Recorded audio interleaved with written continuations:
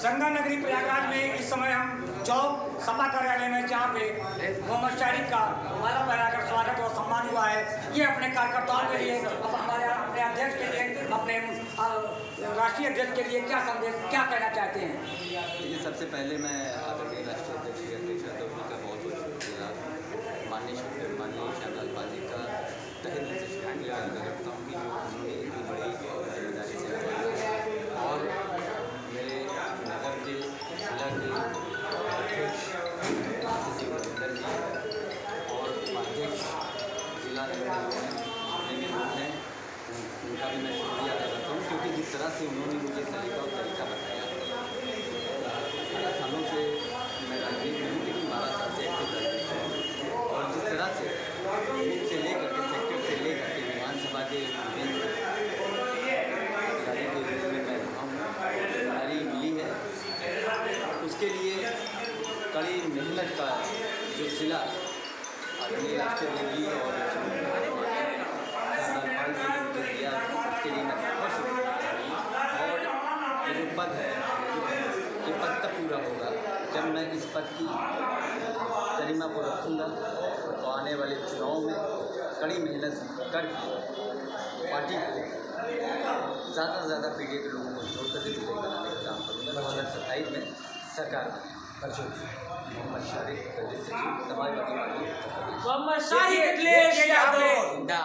शारिक जी हैं, इन्होंने साफ साफ कहा है समाजवादी पार्टी को आगे बढ़ाने के लिए सदैव तत्पर रहते हैं, असहाय गरीबों की सहायता करते हैं। प्रयागराज से DNA न्यूज़ आलम के साथ दिलचस्प के समझ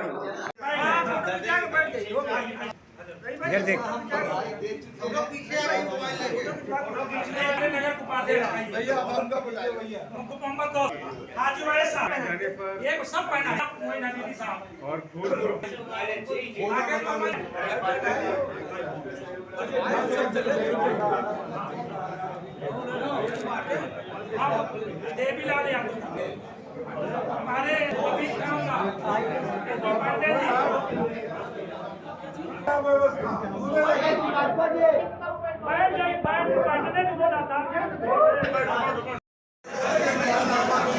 सपा कार्यालय चौक में आपका स्वागत हुआ, एक बड़ा पद मिला आपको, क्या संदेश देना चाहते हैं?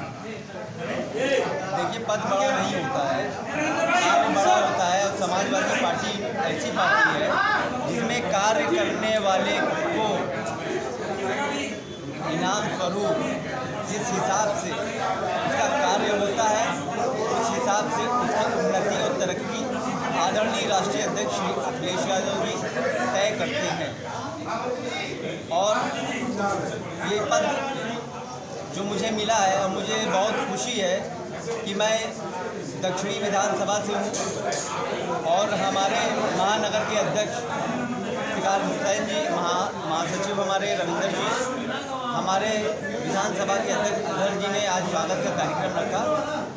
मैं यहाँ पे मासिक बैठक थी और उसमें मैं उपस्थित हुआ। मासिक बैठक में अपनी बातों को रखने के बाद मेरा स्वागत हुआ और आज मैं उन सभी पदाधिकारियों का शुक्रगुजार हूँ, बूथ से लेकर सेक्टर से लेकर के विधानसभा के एक जितने भी पदाधिकारी हैं, जिन्होंने मुझे कार्य करने का तरीका बताया, शैली बताई और हमारे जितने भी छोटे भाइयों का सहयोग रहा हो और जितने भी सीनियर लोगों का सहयोग रहा हो, आज जो जिस पद से मुझे नवाजा गया है, ये उनकी देन है।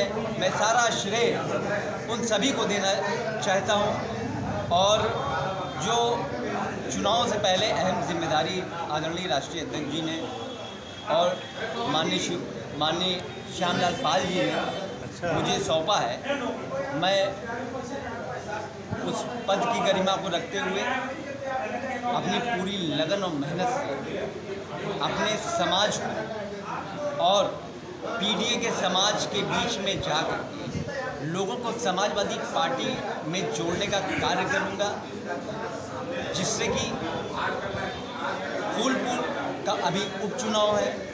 ये चुनाव जो है वो सरकार बनाने का चुनाव नहीं है, लेकिन ये आने वाली सरकार बनने का एक ऐसा जरिया है जो कि दिशा और दशा दोनों तय करेगा 27 की चुनाव में। और ये जो चुनाव है ये कोई आम चुनाव नहीं है, ये चुनाव तो जनता बनाम सरकार चुनाव है।